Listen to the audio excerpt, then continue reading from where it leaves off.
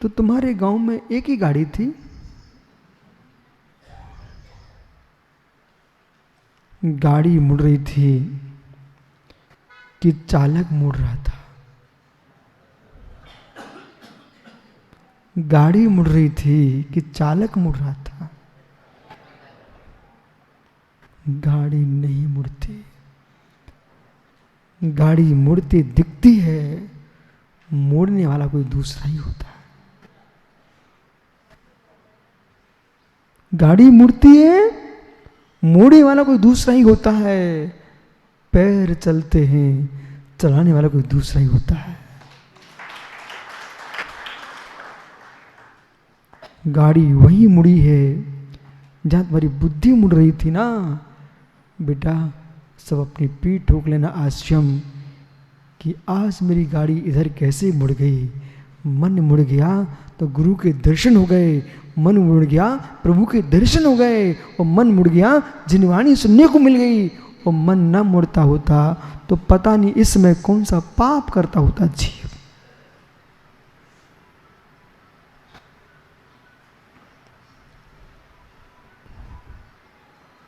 क्या हो गया? समझ आ रहा है ना? मन मुड़ गया, मन मुड़ गया। जिनेश्वर जी इचलकरंजी जी के श्रावक आए थे ना, किसी व्यक्ति को ठंडी लग रही, ठंडी बहुत ठंडी कड़ाके की, और ये इचलकरंजी वालों ने किसी कपड़ा नहीं उड़ाया, एक कपड़ा ओढ़ के जा रहे थे। हवा चली, वो अचानक जो ठिठुर रहा था ना ठंडी में, इनकी साल उसके ऊपर गिर पड़ी। उसकी ठंडी बचेगी कि नहीं? धोखे से गिरी तब भी, धोखे गिरे तब भी ठंडी बचेगी।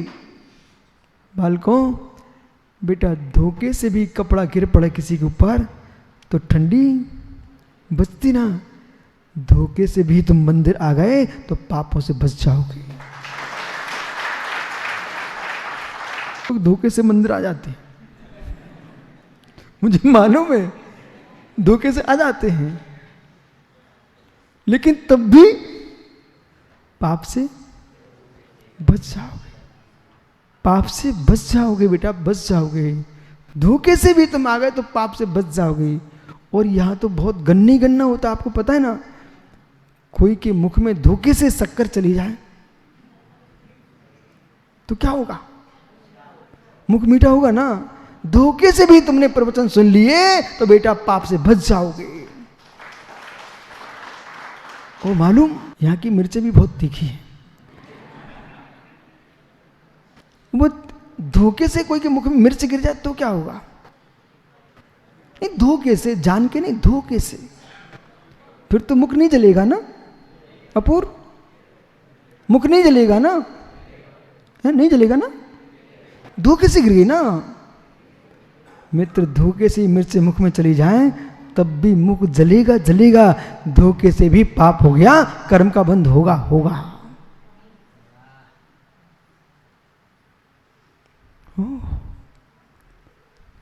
धोखे से भी आंखें तिरछी हो गई। क्यों? एक्सीडेंट कैसे होता? जान के। एक्सीडेंट जान के करते ना, तो है धोखे से ना। मराठी में क्या बोलते धोखे को? धोखे ही बोलते हो, चलेगा।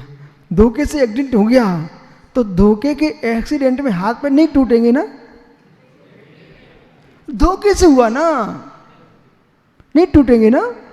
टूटेंगे ना बेटा। धोखे से भी आंखें इधर उधर चली गई ना तो पाप का बंध होगा, तुम टेंशन मत लो। और पुण्य के हाथ पैर टूटेंगे। इसलिए साध्य की सिद्धि करना है तो धोखा भी नहीं होना चाहिए और जान के भी नहीं होना चाहिए। मुमुक्षु राकेश, पंडित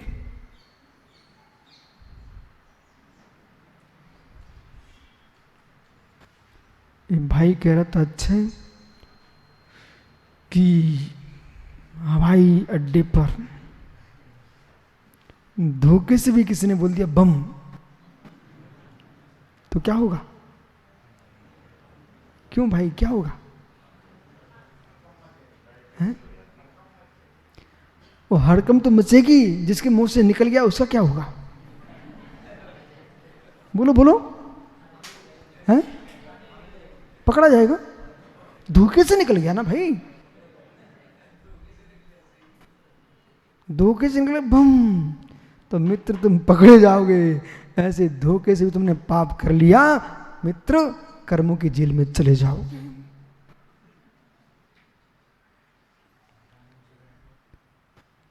जब धोखे से भी निकला तो ऐसा हो सकता है, तो जान जान करेगा उसका क्या होगा?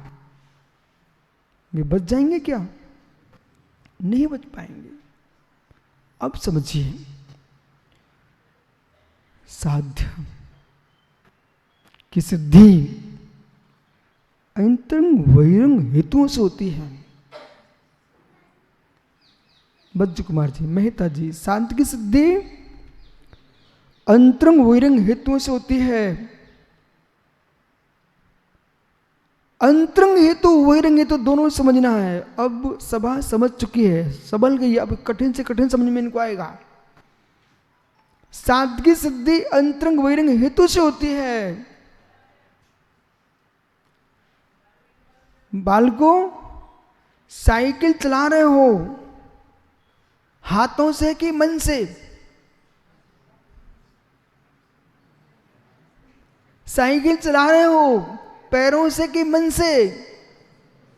बोलो बोलो, मन से। तो पैर हिलाना मत अब, नहीं पैर हिलाना ही मत, पेडल मारना ही मत, हैंडल पकड़ना ही नहीं। बोले साइकिल मन से चलेगी। अब बोलो साइकिल कैसे चलती है? बोलो मन से, बोलो ना मन से। वो मन से चल रही ना, तो बोलो पैरों से। सोचो ही मत कहां जाएगी, चलाओ पैर।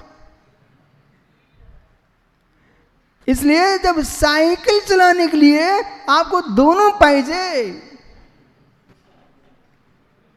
मन भी चाहिए और हाथ पैर भी चाहिए। ये पंडित मुमुक्षु को समझा रहा हूं। भगवान बनना चाहिए चाहता ज्ञानी तो अंतरंग वैरंग दोनों साधना चाहिए। अंतरंग मां से काम नहीं चलेगा, वैरंग मां से काम नहीं चलेगा, दोनों होंगे तभी तू सिद्ध बन पाएगा।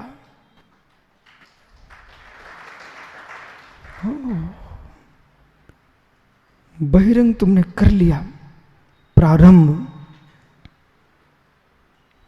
साइकिल पर चढ़ चुके हो, पैडल चल रहा है, अब क्या चल रहा है?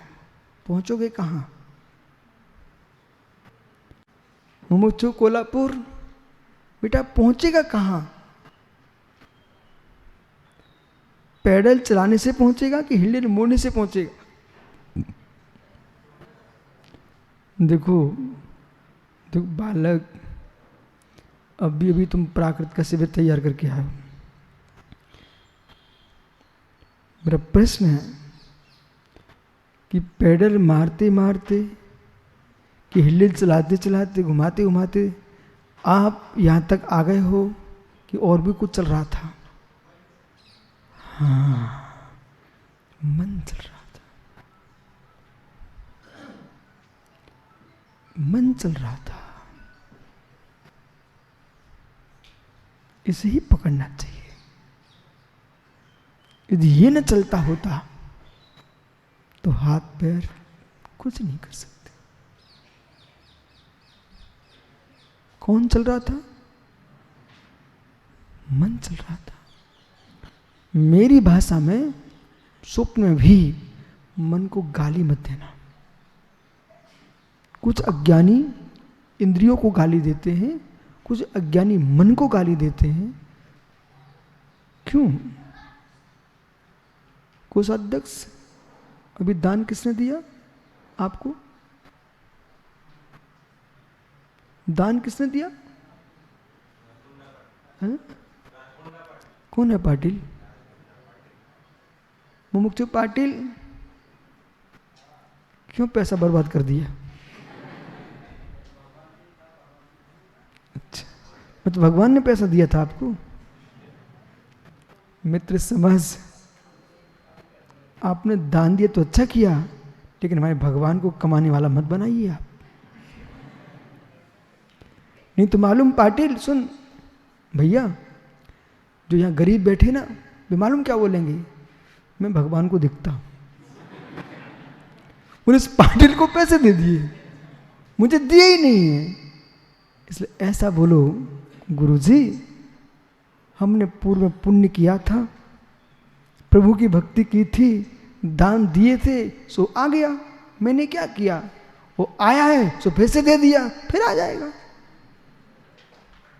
हो। अरे पाटिल खड़े रहो ना, कौन बिठा रहा है? जब बरमाला पड़ी तब बैठ गए थे आप तुरंत। घबराओ नहीं। पाटिल जी ये बताइए, ये सिमैया होती ना, सिमैया जानते हो? नहीं जानते? वो सिमैयों की खीर बनाते ना आप, समझ गए? धर्मपत्नी से पूछो, क्या सिमैया? सिवाय अब समझ गए? चलो आप ये बताइए, वो कहां से निकलती है? मशीन देखी सिमैयों की? देखिए ना, सिमैया कहां से निकलती है? हा? भाई अच्छा तू ही बता दे, पाटिल का सहयोग कर दे, सिमैया कहां से निकलती है? अच्छा पेटले निकलती है।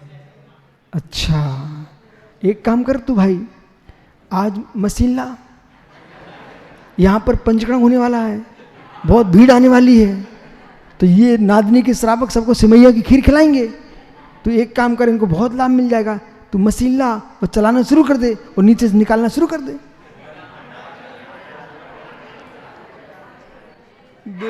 सीरियस?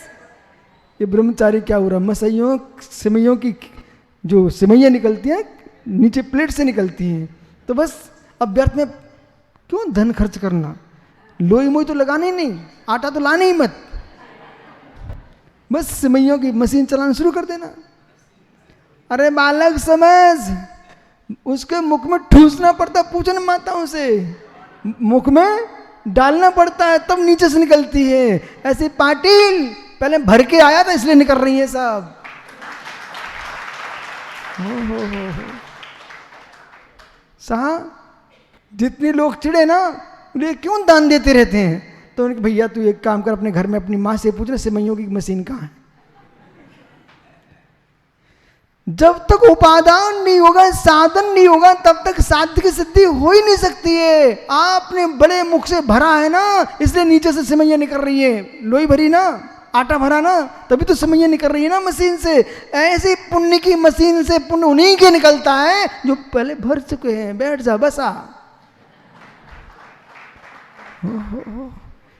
मालूम आज खुश हो गया, वो पूरा दान का फल निकल आया उसका। तो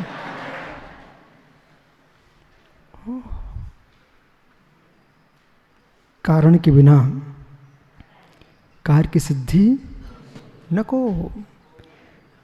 कार्य के बिना कार्य की सिद्धि नहीं होती है। कार्य की सिद्धि चाहिए तो कारण अवश्य चाहिए, वो अंतरंग बहिरंग कारण चाहिए। मशीन तुम्हारे पास है बालक, वो जयसिंहपुर बसा।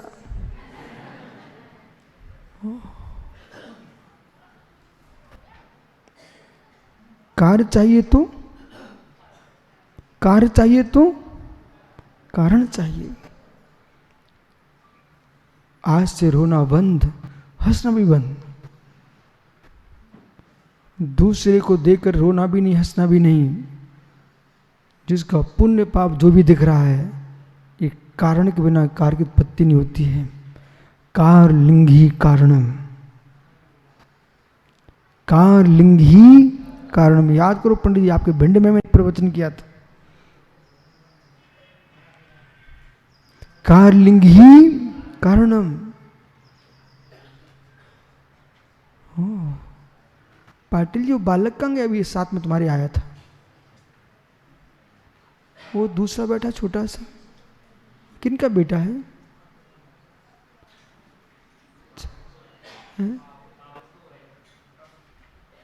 आपका भाई है? हाँ, तुम कहीं से आओ बेटा, लेकिन ये बताओ तुम्हारे पिताजी कहाँ हैं? भैया ये कौन है? कारलिंगी कारणम। ये इनका बेटा है ना, एक कार है कि कारण है? सुनिए, समझ के बुद्धि लगाना। ये बालक जो है ना, एक कार है कि कारण है? देखो बहुत देर सुनते सुनते पेपर हो रहा तुम्हारा, बोलो बच्चा एक कारण है कि कार्य है? हैं? अपने पिताजी का कार्य है कि कारण? कार्य है ना। देखो कितनी समझ गए लोग। मतलब मैं समझ गया हूं बेटा, तू अपने पिता का कार्य है। तो कारलिंगी कारणम, बेटा दिख रहा है, इसका मतलब माता पिता अवश्य है। ऐसे मित्र, कोई व्यक्ति तुमको धनी दिख रहा है, बहुत यश चल रहा है, ख्याति फिर रही है, इसका मतलब कार्य है, कारण नहीं है। आप कारण खोज लीजिए। बेटा मंदिर जाते हो,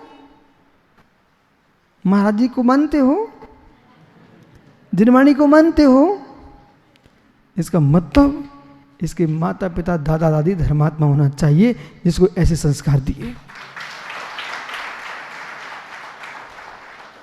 अब तुम महाराज जी को कब तक मानोगे? हैं? जैन धर्म मानते हो, कब तक मानोगे? बहुत बढ़िया बेटा, 9 बार नमो कर पढ़ लो बेटा। जब तक हमारा जीवन होगा, तीर्थंकर के शासन से दूर नहीं भगेंगे। हम शुद्ध जैन धर्म का पालन करेंगे। ठीक है, बैठ जाओ।